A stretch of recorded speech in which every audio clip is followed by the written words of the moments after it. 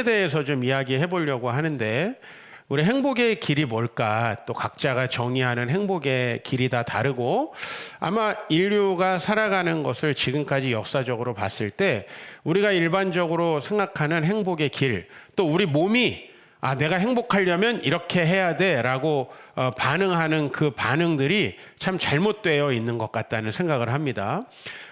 인간이 행복하자고 어떤 일을 하는데 결과는 행복하지 않은 어떤 결과물들이 우리에게 오고, 또 우리가 나름대로 행복하다고 생각하는 일들이 우리 삶에 잘 이루어지지 않는 것을 우리가 보면서 오늘 이 말씀이 더더욱이나 좀 생각이 났습니다.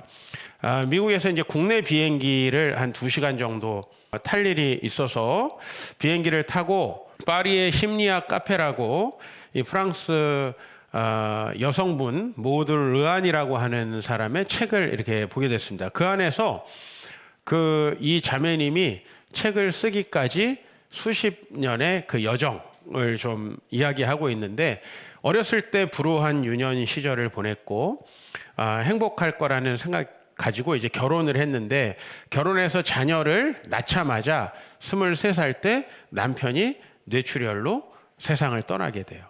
그러면서 이제 본인이 겪었던 그 혼란스러움과 또 술이 없으면은 잠이 들 수 없었던 상황에서 알코올 중독자가 되어가는 그 과정들을 이렇게 이야기하고 있는데, 그냥 그 내용 속으로 저도 모르게 제가 쑥 빠져들게 되었어요. 그 아이가 이제 할머니가 키워주시면서 걷게 되었는데, 그 아이가 어느 날 자기에게 아장아장 이렇게 걸어오는 그 모습 속에서 문득 이 행복해야 될 아이와 자기의 삶을 망가뜨리고 있는 게 자기 자신이구나라는 생각을 하게 됐고, 그리고 거기서부터 이제 자신을 치료하기 위한 과정을 시작해가지고 한 10여 년 정도의 과정을 통해서 자기가 이제 이런 상처를 극복하고 다른 사람들까지 도와줄 수 있는 그러한 상담하는 사람이 되었어요. 그래서 이 파리의 심리학 카페는 실제로 이제 이 저자가 오랫동안 운영했던 상담하는 카페의 이름인데, 매주 목요일 날 바스티유라고 하는 파리의 한 지역의 지하에 이제 사람들을 이렇게 모아가지고 이야기를 듣고 상처받고 힘든 사람들이 나누는, 여러분 파리라는 곳이 제가 그동안에 갔던 그 어느 도시보다도 화려한 도시였어요. 그런데 사실 인간의 인생의 조건이 얼마나 좋으냐와 상관없이 그 도시에 얼마나 많은 사람들이 고통 속에 살고 있는가 하는 건 우리도 이미 이 서울이라는 도시에서 잘 경험하고 있는 바이죠. 그래서 그곳에서 이제 사역하는 자기의 삶의 내용들을 파리의 심리학 카페라는 책에다가 이렇게 썼습니다. 그 행복이라는 단어에 대해서 생각을 좀 하면서 이제 이 책을 읽었는데, 만약에 우리의 삶이 어떤 좋은 일들이 이렇게 연이어서 나에게 일어나는 것이라고 하면 우리가 과연 행복할 수 있을까라는 생각을 해봤습니다. 행복이라고 하는 것이 한자로는 우연히 나에게 되게 좋은 일이 일어나는 것, 이런 뜻이고, 해피니스라고 하는 단어도 되게 비슷합니다. 해픈이라는 단어가 내가 계획하고 내가 어떤 노력해서 이룰 수 있는 일이 아니죠. 우연히 어떤 일이 일어나는 걸 우리가 이제 해픈이라는 동사를 사용하는데 거기서 나왔다고 합니다. 그러니까 사람들이 생각하는 행복이라는 건 되게 자기가 어떤 통제할 수 없는 영역 속에서 좋은 일들이 연이어 일어나야 돼요. 근데 사실 저와 여러분들에게 좋은 일이 연이어 일어날 가능성이 정말 적다. 성경에서 말하는 대로 여러분이 살면서 만나는 모든 사람은 죄인입니다. 그렇죠? 그리고 여러분들이 만난 모든 사람은 자기의 유익을 위해서 우리를 이용할 가능성이 있습니다. 우리 부족하다 보니까 우리가 만든 공동체는 때로 교회까지도 그렇게 우리에게 항상 좋은 기분만 주지는 않습니다. 만약에 행복이라는 게 고대인들로부터 온 개념인데, 왜 우리 인간이 옛날부터 그것들을 생각했을 거 아니에요? 한자 문화권에서 살아가는 우리에게는 옛날부터 이 동양 아시아에 살던 사람들이 행복이 무엇일까라는 개념들을 축적했을 거 아니에요? 그 축적된 경험이 뭐예요? 우연하게 나에게 좋은 일이 일어나는 거예요. 영미권에서도 마찬가지예요. 하나님을 믿지 않을 때부터 행복이 무엇인가를 계속 생각해 왔겠죠. 그거는 우연히 나에게 일어난 일들이 좋아야 되는 거예요. 이게 얼마나 가능성이 없는 일인가. 여러분들이 로또 맞기보다 행복하기는 좀 어려운 일입니다. 그런데 우리가 최근에 행복이라는 것을 어떤 기분으로 착각하고 있다. 이 말을 누가 했냐면 한국에서 행복 전문가라고 하면 이제 제가 여러분에게 아주 가끔 인용하는 서울대학교 최인철 심리학과 교수님인데, 이 교수님이 강의하는 것을 제가 이번 주에 듣다가 아주 정말 마음에 딱 박히는 한 대목이 있었어요. 그건 뭐냐면 현대인들은 마음이 우상이 되어 있다. 그러니까 전혀 상처받지 않으려고 하고 기분 나쁘려고 하지 않는, 그래서 항상 행복한 기분으로 어떤 살아가는 그것이 우상이 되어 있다라는 거예요. 그렇지. 항상 마음이 기분 좋으려고 하면 일단 여러분들이 하나님 말씀을 듣는 것을 중단해야 됩니다. 하나님 말씀 우리를 죄인이라고 하고 우리가 변화돼야 된다라고 하는데, 무슨 살이 좀 쪘는데 뺀다고 행복하다? 내가 좀 노력을 덜 했는데 좀 1시간 일찍 일어나서 노력한다고 우리 자신의 삶이 나아진다고 성경은 이야기하지 않아요. 아주 근본적으로 변화돼야 된다. 좀 속된 말로 하면 우리는 종자 자체가 안 된다. 성경이 이렇게 말하는 거거든요.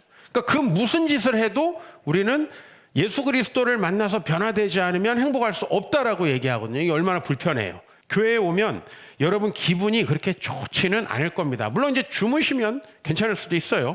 그리고 이제 내가 싫은 내용은 목사가 잘못 생각하는 걸 거야. 저건 자기 생각이야. 이제 이렇게 끊임없이 이제 목사와 싸우면서 정신 승리를 하는 방법도 하나 있습니다.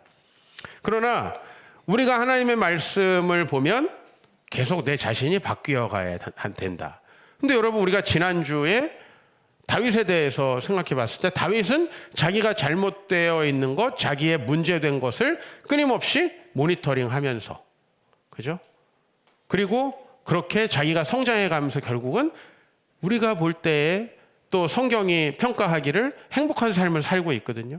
행복은 이게 기분의 문제가 아닌데, 이 최인철 교수님은 바로 마음이 우상이 돼 있어서 사람들은 좋은 기분을 느끼기 위해서 계속 이제 뭐 해야 돼요? 맛집 찾아가고 자기가 즐거운 경험들을 계속 하려고 한다는 겁니다.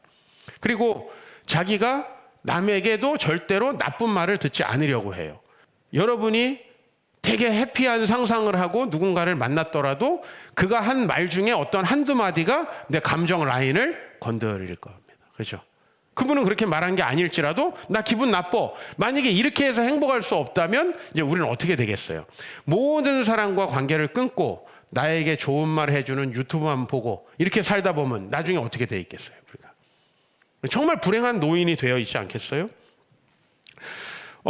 이거에 관련해서 이제 유발 하랄이라는 그 유명한 작가, 참 똑똑한데 쓸데없는 내용을 결론 짓는다라고 제가 생각하는 사람인데, 이 사람 이제 미래를 예측하죠. 이 사람이 호모 데우스라는 책에서 앞으로 인간의 미래가 어떻게 될 것인가, 인간은 스스로 신이 되려고 할 것이다. 그러면서 3가지 키워드를 제시합니다. 하나는 불멸, 자기의 질병을 끊임없이 다른 장기로 대체하고 새로운 의학적인 방법들을 발견해서 늘리려고 할 것이다. 신성, 모든 것을 예측하려고 할 것이다.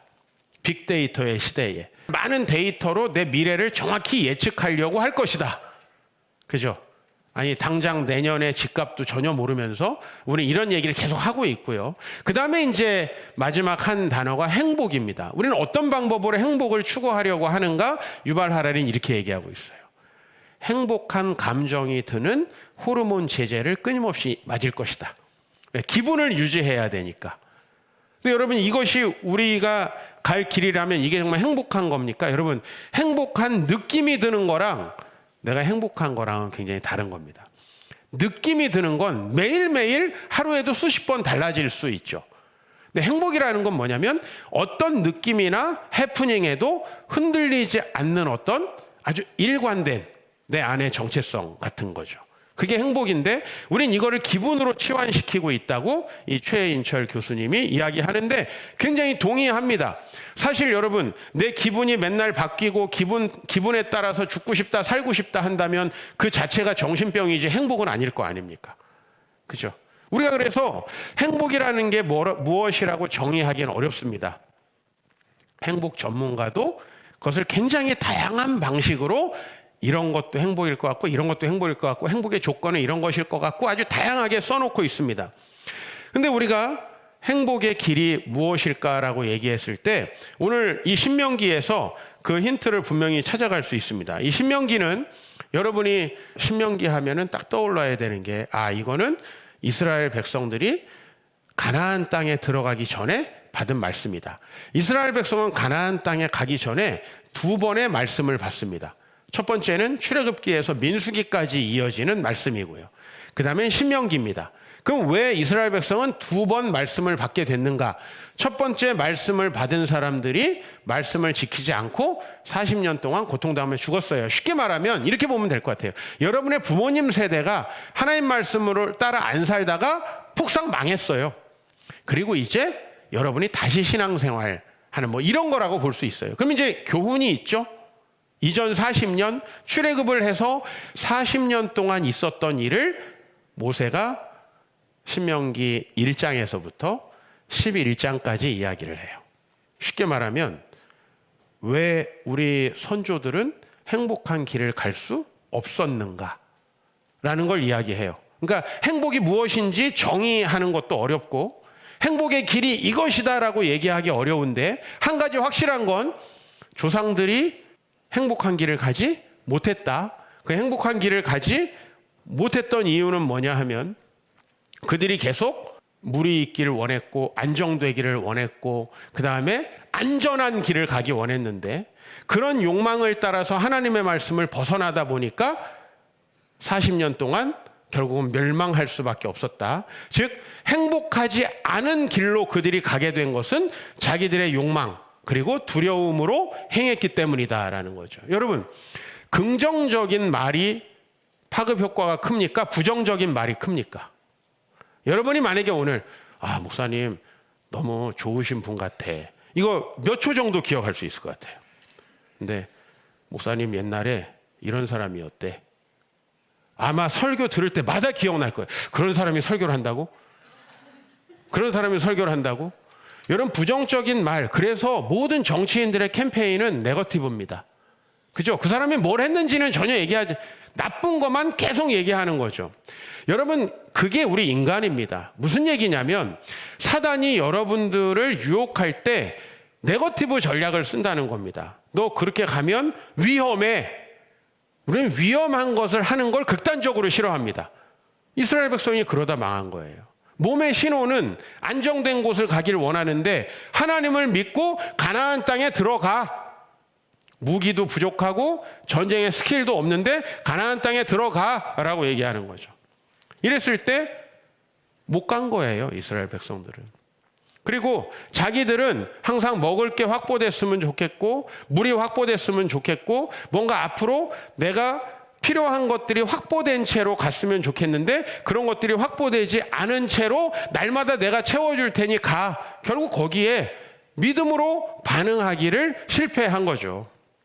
사실 이스라엘 백성들이 무슨 도덕적인 엄청난 잘못을 했느냐? 우리 지난주에 음행에 대해서 얘기했지만 사실 광야에서는 그런 일이 없었어요. 그들이 못한 건 뭐냐 하면 그 부정적인 신호에 반응해서 하나님의 말씀을 지키지 않은 거예요.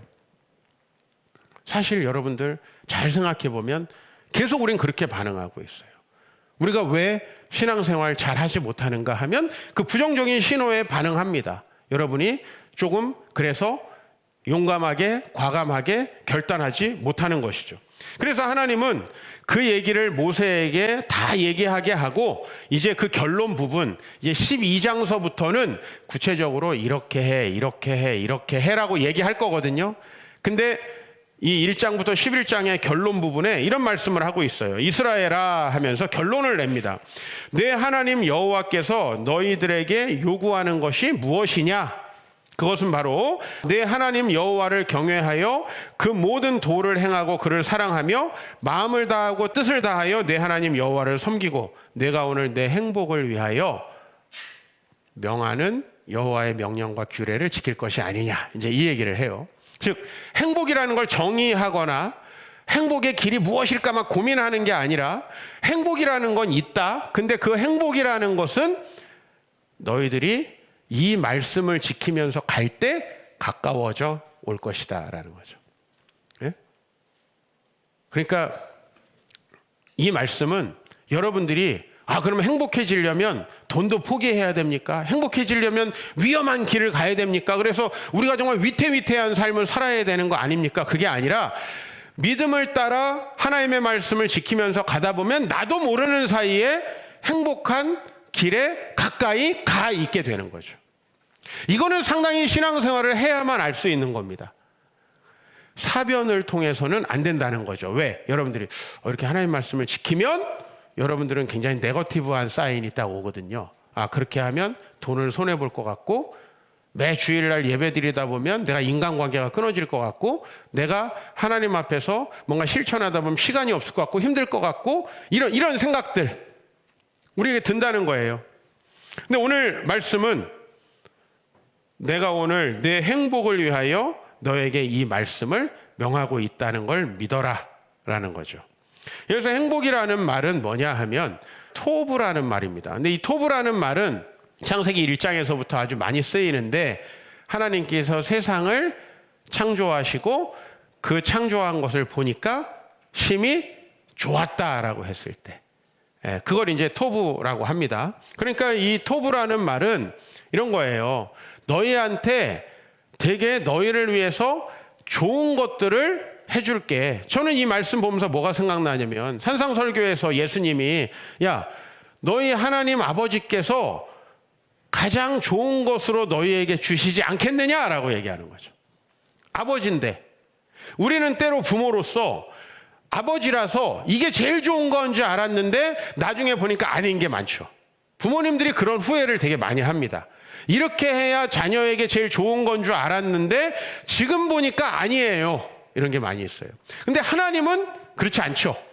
하나님은 우리에게 가장 완전한 걸 주세요. 우리는 때로 그때 혼냈어야 되는데 혼내지 않은 경우도 있고 그거는 안 혼냈어야 되는데 혼낸 경우도 있고 우린 좀 이런 후회들이 있어요. 왜? 우리는 완전하지 못하니까. 우리 마음은 자녀들이 잘 되길 바라지만 그러나 하나님께서 오늘 내 행복을 위하여 라는 것은 너를 위하여 가장 좋은 것들을 주시기 위해 이렇게 해석할 수 있어요. 너를 위해. 여러분 그러면 이게 행복이라는 말 아까 보세요. 여러분이 원하는 일들이 막 우연히 일어나는 거예요. 우연히 굉장히 좋은 것들이 연이어 일어나는 거예요. 내가 우연히 만났는데 되게 좋은 남편이야. 내가 우연히 들어갔는데 되게 좋은 직장이야. 내가 우연히 한 종목을 선택했는데 대박 났어. 이런 일이 계속 벌어지는 거죠. 그죠? 내가 어떤 업종을 선택했는데 그 업종이 갑자기 엄청 유망한 업종이 됐어. 이런 일들이 계속 연속적으로 일어나는 거예요. 연속적으로 일어나는 이런 일들이 안 일어나는 확률이 훨씬 많아요. 연속적으로 엔드로 반대로 일어나는 경우. 되게 좋은 줄 알고 만났는데 아니고, 되게 좋은 직장인 줄 알고 했는데 아니고, 되게 좋은 업종인 줄 알고 선택했는데 하향이고, 우연하게 그 종목 선택받아서 찍어서 돈을 다 넣었는데 망하고, 이 일들이 훨씬 더 많이 일어난다는 거예요. 그러니까 여러분들이 우연히 막 좋은 일이 일어날 거라고 아이위시 해도 그것은 별 소용이 없다. 오히려 하나님은 뭐라고 얘기하냐면 하나님이 너희에게 맞춤식으로 너에게 굉장히 좋은 것을 해줄 것이다 라는 거죠. 여러분, 인생이라는 게 그래요. 어떤 사람에게는 과거에 있었던 역경이 그를 더 성장시켜요. 어떤 사람에게는 처음에 안 좋은 직장에 들어갔던 게 그 사람에게 오히려 더 좋은 성장의 기회가 돼요. 어떤 사람은 재수하고 삼수했던 게 그 인생에서 되게 많은 걸 배워서 인생에 많은 성숙을 하게 하고요. 내 나름대로는 실패의 길이라고 생각했는데 그 길이 오히려 나중에 성공의 길을 갔을 때 자기를 단련시켜줘요. 여러분, 다윗이 왕이 되기 전에 굉장히 왕에게 고통을 당했어요. 그렇죠? 그렇죠? 왕에게 고통을 당했어요. 그 경험이 자기가 남들을 고통스럽지 않게 하는데 굉장히 도움을 준 거예요. 그죠? 무슨 얘기냐면 어떤 일은 그 자체로 good or bad 하지 않다는 거예요. 그 일들이 오히려 하나님을 믿는 사람에게는 되게 긍정적으로 작동한다라는 것이죠. 그죠?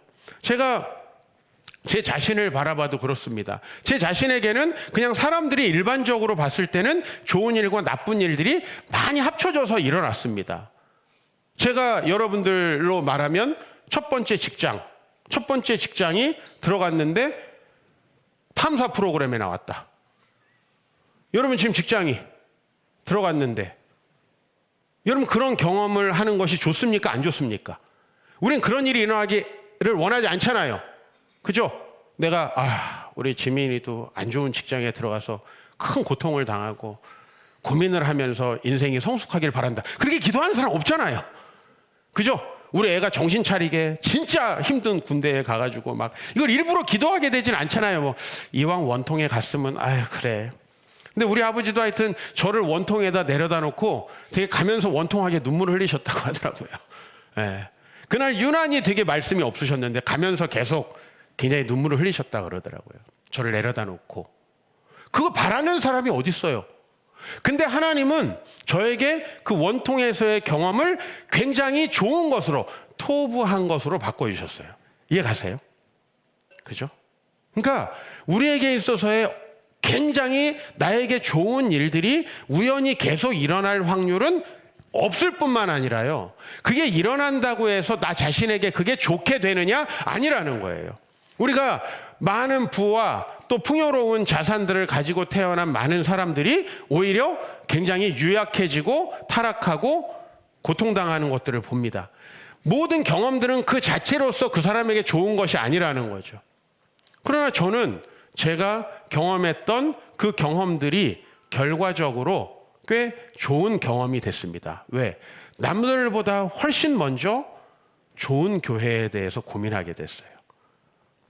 남들보다 훨씬 먼저 교회의 문제에 대해서 고통당하게 됐어요. 마치 마틴 루터라는 사람이 한참 자기가 신학교에서 공부를 가르치고 있는데 그 지역에 요한이라고 하는 사람이 와서 면죄부를 팔았어요. 면죄부를 파니까 이게 뭐야? 어떻게 이런 일이 있어? 되게 고통스러웠겠죠? 그 일이 루터에게 나쁜 일이었나요? 결과적으로. 그러니까 좋고 나쁨은 되게 결과적인 거라는 거예요. 결과적인 것. 그러니까 하나님이 우리 인생의 위기 가운데 우리를 더 나은 사람으로 성장시켜 주시고 내가 잘못된 길로 갈 때 돌이켜 주셔서 바른 길로 가게 해 주시고 이게 결론적으로 기분은 그 당시에 나쁘지만 되게 필요하고 좋은 일일 수 있다는 거예요. 즉 하나님을 믿는 사람은 어떤 길을 가도 행복의 길로 가게 돼 있는 거예요.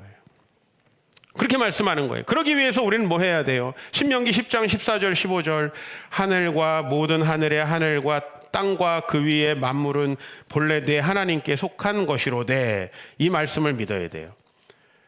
여러분 우리가 하나님께 내 인생을 맡기고 하나님이 나를 행복한 길로 인도해 주실 거라는 건 기분과 마음의 차원에서는 아닐 수 있다는 거예요.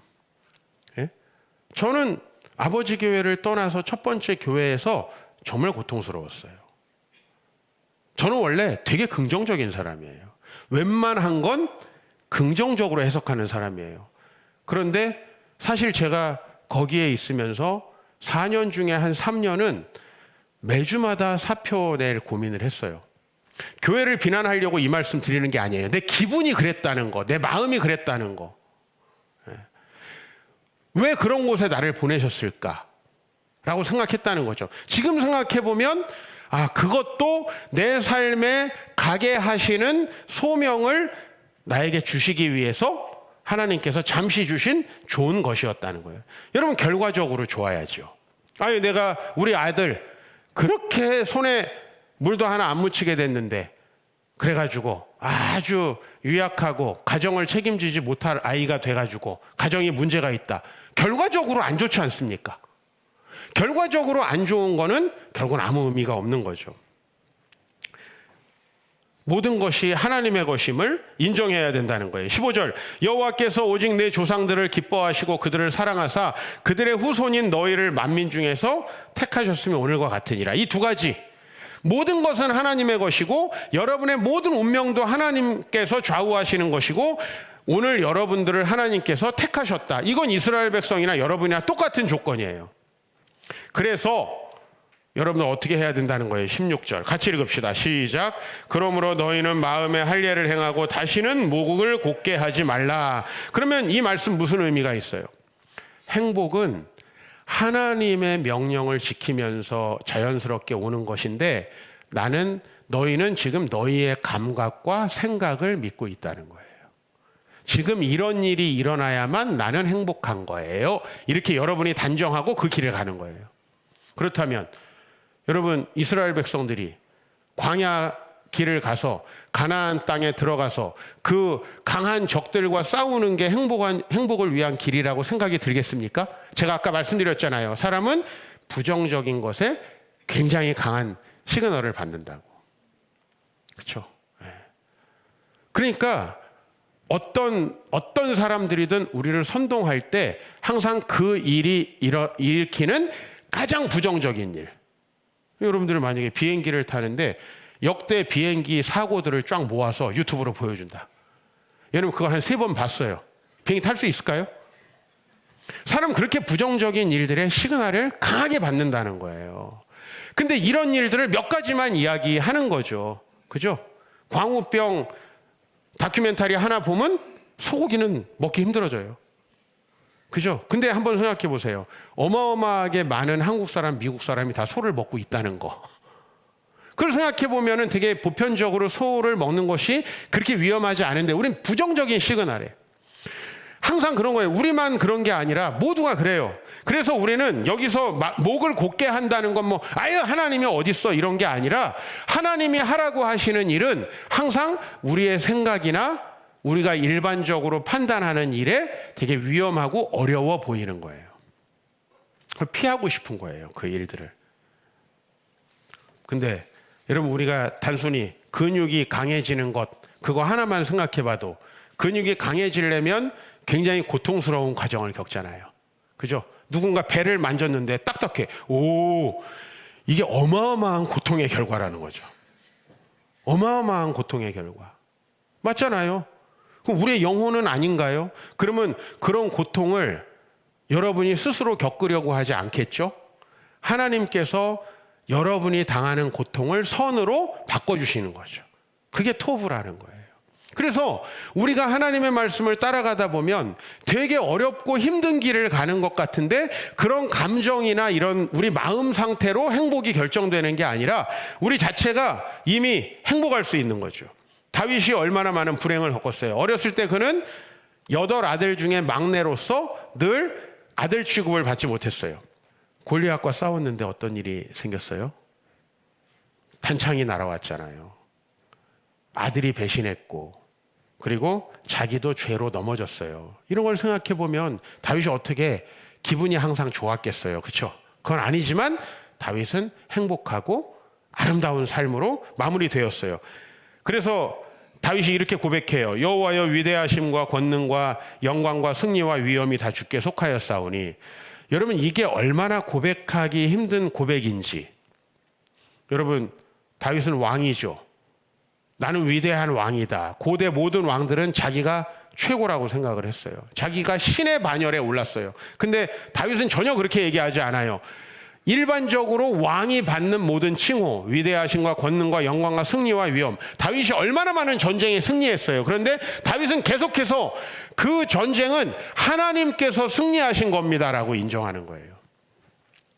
그래서 천지에 있는 것이 다 주님의 것입니다. 주권도 주께 속하였사오니 주는 높으시고 만물의 머리이십니다. 부와 귀가 주께로 말미암고 또 주는 만물의 주제가 되사 손에 권세와 능력이 있사오니 모든 사람을 크게 하고 강하게 하심이 주의 손에 있습니다 라고 고백을 하죠. 이게 정말 어려운 거예요. 우리는 이 모든 것이 내가 한 결론이라고 주장하고 싶고 조금만 잘된 게 있으면 내 손에 넣고 싶잖아요. 다윗은 이걸 말만 한 게 아니죠. 저는 인문학을 전공한 사람이에요. 이 인문학을 하는 사람들, 철학자, 작가들 글이 얼마나 아름다운지 압니까? 그러나 저는 누가 이런 말을 했는데 하고 잘 인용하지 않아요. 왜냐하면 그 사람들의 삶을 보면 전혀 그렇게 살지 않았어요. 말만 그렇다는 거예요. 근데 제가 왜 다윗의 이야기는 자주 인용할까요? 다윗은 정말 자기의 모든 승리와 권세와 위엄이 다 하나님께로 왔기 때문에 그걸 아낌없이 하나님 앞에 드렸어요. 그리고 하나님은 그 보답으로 그 모든 후손들을 왕의 자리에서 내려오지 않도록 지켜주셨어요. 그러니까 이게 하나님과 우리 사이에 모종의 이 세상에서 어느 누구도 알 수 없는 강력한 맹약이죠. 다윗은 이 모든 게 주님께로부터 왔으니까 주님께 드리는 게 너무 자연스러웠어요. 설교자가 좋은 말을 골라가지고 하는 건 쉬워요. 그러나 그 어떤 한마디도 자기가 실제로 살아가는 건 쉽지 않아요. 왜 쉽지 않냐면 그건 믿음이 필요하니까. 뉴멕시코의 알버커키라고 여러분에게는 되게 생소한 곳에 제가 이번에 다녀왔죠. 갔더니 목사님께서, 그 담임 목사님께서 저에게 브레이킹 배드라는 미드를 아냐고 물어보더라고요. 그래서 모른다. 나는 한국 드라마도 잘 안 본다. 그랬더니 목사님 이건 꼭 봐야 된다면서 보지도 않은 드라마 촬영지로 저를 데려갔어요. 앞으로 당신은 이걸 보게 될 것이다. 브레이킹 배드라는 내용 안에는 화학 선생님이 나와요. 이 사람은 그 뉴멕시코의 로스 알라모스 연구소. 그러니까 오펜하이머가 그 핵폭탄을 만들면서 생겼던 그 연구소. 지금은 이제 그 연구소가 많이 좀 커졌고, 이제 거기에 이제 마을이 생겼고, 거기에 많은 사람들이 살아요. 근데 이제 예전에 오펜하이머가 할 때는 극비로 이렇게 했던 곳이죠. 근데 거기서 연구원으로 일하던 화학 선생님인 이 분인데 어떤 사건으로 인해서 이 사람이 이제 화학 선생님이 되고 선생님의 박봉에 굉장히 가난한 삶을 삽니다. 그런데 아들이 장애를 가지고 있어요. 영화의 그 배경으로. 그리고 둘째가 곧 출산해요. 근데 본인은 질병에 걸렸다는 사실을 알게 됩니다. 어떻게 해요? 지금 돈이 막 필요한 상황이 됐는데 이제 마약 단속반이 마약 그 제조하는 현장을 급습해서 압수한 돈을 보게 돼요. 자기가 평소에는 도저히 만져볼 수 없는 돈을 이 사람들이 벌고 있다는 사실을 알게 되고 자기 자식들, 가족들을 위해서 넘지 말아야 될 선을 이제 넘게 되고 나중에는 하이젠버그라는 마약 왕이 돼요. 새로운 이름을 사용해가지고. 왜냐하면 화학 선생님이니까.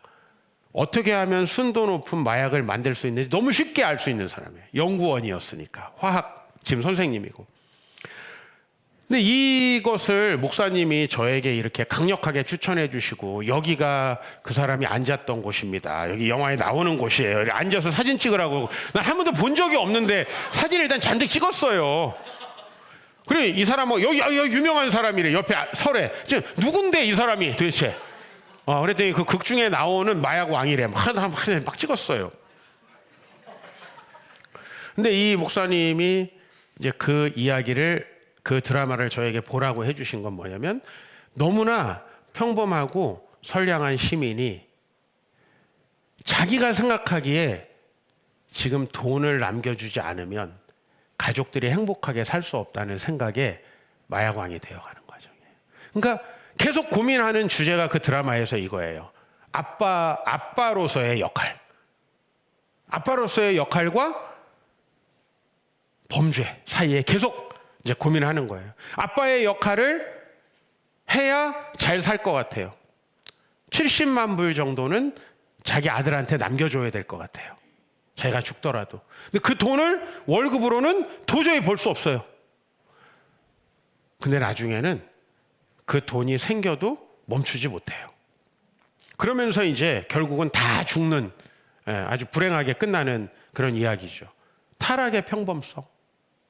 이스라엘 사람들이 자기들이 망하려고 살아간 사람이 아니라는 거예요. 우리처럼 인생을 살아가면서 아버지가 되고 싶고 좀 더 나은 사람이 되고 싶고 주변 사람에게 좀 더 성공적인 사람이 되고 싶고 그러고 싶었던 아주 평범한 사람인 거예요. 근데 그러다가 선을 넘는 거죠. 왜? 우리 모든 운명은 하나님께 있는데, 사람을 크게 하신 것 강하게 하심이 하나님께 있는데, 이런 게 인생의 위기의 순간이라는 겁니다.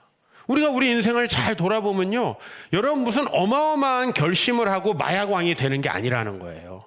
이 이야기는 너무나 평범하고 장애를 가지고 있는 자기 큰아들에게, 그리고 지금 둘째를 임신하고 있는 그 아내에게 최소한의 재산을 남기고 싶은 거예요. 최소한의 재산을. 근데 그것이 이 가정을 완전히 망가뜨리게 된다라는 거죠. 여러분, 저는 행복의 길이 뭐냐, 행복이 뭐냐, 이건 되게 어려운 주제예요. 여러분, 행복하세요? 이 질문도 굉장히 묵직한 질문이죠. 근데 중요한 건 성경은 그 행복은 하나님께로부터만 올 수 있고, 그 행복은 하나님의 말씀을 지키다 보면 나도 모르는 사이에 가 있다는 거예요. 많은 분들이 저에게 이렇게 질문해요. 목사님, 그러면 하나님께서 행복을 주십니까? 믿음을 지키면 지금 돈을 손해봐야 되고, 믿음을 지키면 자녀에게 돈을 남겨줄 게 없고, 믿음을 지키면 지금 인간관계가 깨질 수도 있는데 그게 나에게 행복을 주는 겁니까? 라는 것은 내 생각 속에 존재하는 거예요. 하나님은 분명히 말씀하는 거예요. 너희가 하나님 말씀을 지키면, 그 하나님의 말씀을 지키고 경외하면 바로 너희도 모르는 사이에 행복과 가까운 길이 되어져 있다. 많은 가장들이 경험하는 게 뭐예요? 열심히 사회에서 성공해서 우리 자녀들에게 최선을 다하려고 했는데 나는 참 성공한 것 같아요. 그런 사람 전 거의 못 봤어요. 왜요? 그분들이 원래 망하려고 그 길을 간 게 아니에요. 여기 영화 속의 하이젠버그도 그렇게 마약왕이 된 게 아니에요. 가족들에게 좋은 아빠가 되고 싶어서 선택했던 길들이 그렇게 된 거예요. 그러니까 여러분들은 여러분이 생각하지 않는 어떤 일들이 하나님에 의해서 일어난다는 걸 믿어야 합니다. 최인철이라는 아까 제가 소개한 교수님이 요새 아주 보통의 행복이라는 책을 썼습니다. 부제가 그래요. 행복에 대한 진담반, 농담반. 그러니까 어떤 행복이 이런 거다라고 딱 정의하고 이렇게 해야 행복이다가 아니라 이런 게 아닐까 하고 많은 자료들과 제안을 이 안에서 하고 있는데요. 제가 마음에 다가왔던 건 이거예요. 행복이 가난하다고 오는 건 아니죠. 그죠? 똑같은 조건이면 제가 전도사 때 3만 원짜리 딱지를 띄고 정말 크게 고민했던 적이 있어요. 하늘이 노랗게 느껴지고. 왜? 그때 저에게 그 돈 너무 큰 돈이었어요. 네. 그때보단 지금이 나은 것 같습니다. 선택하라고 한다면. 그런데 우리가 생각하는 그런 좋은 일들, 부유하고 건강하고 그다음에 나에게 항상 긍정적인 내가 원하는 일들이 연속적으로 일어나는 그런 일들이 있을 수 있는 건 아니잖아요. 우리 삶에. 행복이라는 것을 이런 차원에서 이야기해요. 5가지 단어인데 존중, 성장, 유능, 지지, 자유라는 5가지 단어를 이야기해요. 즉 이번 명절 동안에 존중받았어요? 뭐 이렇게 예를 들면 질문할게요. 여러분들은 몇 년 전보다 인격적으로 모든 면에서 성장하신 것 같아요? 여러분들은 여러분이 하고 있는 일에 점점 유능함을 보이고 있나요? 그리고 여러분들은 주변에 점점 지지하는 사람이 많아지고 있나요? 그리고 여러분들은 그 작은 어떤 것들에 얽매여서 지금 혹시 살고 있지 않나요? 대출금에 얽매여서 직장을 다니면 똑같은 직장을 다녀도 행복하지 않다는 거예요. 자유죠. 그럼 목사님 경제적 자유를 위해서 코인 해야 됩니까? 이제 이렇게 가는데 그게 이제 하이젠버그가 되는 과정이라는 거예요. 네. 되게 극단적이세요, 여러분들. 내가 그거 하지 말라 그러면 그럼 자본주의는 어떻게 돌아갑니까? 자본주의를 왜 전체를 고민하세요? 여러분들이 언제부터 이 국부론과 자본론 사이에서 언제부터 그런 고민을 하신 거예요? 네. 그냥 저는 하고 싶어요. 이렇게 얘기하는 게 아주 편안한 거예요. 그럼 하시면 돼요. 네. 문제 생겼을 때 또 찾아오셔도 되고요. 뭐 그렇다고 해서 제가 안 받아주진 않아요. 가지 말라고 그랬잖아. 근데 왜 왔어? 전 그렇게 얘기하지 않아요. 올 줄 알았어. 올 줄 알았어. 내가 결혼하지 말랬는데 왜 해가지고 그래 임마 이렇게 안 해요. 그래 올 줄 알았어. 생각보다 빨리 왔네. 생각보다 빨리 왔어. 저 그렇게 얘기해요. 아니 진짜예요. 보세요, 여러분. 이 5가지 단어를 여러분들이 느끼게 될 때 이것이 행복과 상당히 가까운 감정이에요. 계속 좋은 일만 일어나질 않거든요. 우리의 인생의 끝은 병들고 죽는 것이거든요. 계속 좋은 일만 일어나진 않거든요. 근데 그 수많은 일들 사이에 하나님께서 나를 어떤 느낌이요? 존중받는 느낌. 여러분, 다른 사람이 안 존중하는데 존중받는 느낌 받는 그거 말고요. 일상에서 여러분들이 존중을 일상에서 안 해주는데 존중받으려면 맛집 가면 돼요. 그냥 끼니당 한 5만 원에서 10만 원만 쓰시면 굉장히 존중 여러분을 해드릴 거예요. 그런 느낌 말고요. 일상에서. 이 최인철 교수가 얘기하는 건 우리의 일상에서, 가정에서. 이건 너무나 진짜 그래야 되죠. 진짜 존중받을 만 해야 여러분 교회에서 존중해 주죠. 새가족 3개월 지나면 우리 그렇게 존중 안 합니다. 아니 진짜 잘 들으세요. 예, 또 이렇게 이 교회가 이상한 곳이구나 생각하지 말고요. 우린 진짜 존중받을 만 해야 되고 성장하고 있어야 되고 나이가 먹을수록 유능해져야 되고요. 그리고 나를 주변 사람들이 점점 더 지지하기 시작해야 되고요. 그리고 모든 면에서 내가 사탄의 유혹과 두려움과 욕망에서 좀 자유해서 선택할 수 있어야 한다. 그랬을 때 이게 행복이라는 감정과 가장 가깝다. 좀 어려운 일이 있을 수 있죠? 잘 이겨낼 수 있고 그게 미래에 더 나은 성장 동력이 될 수 있다.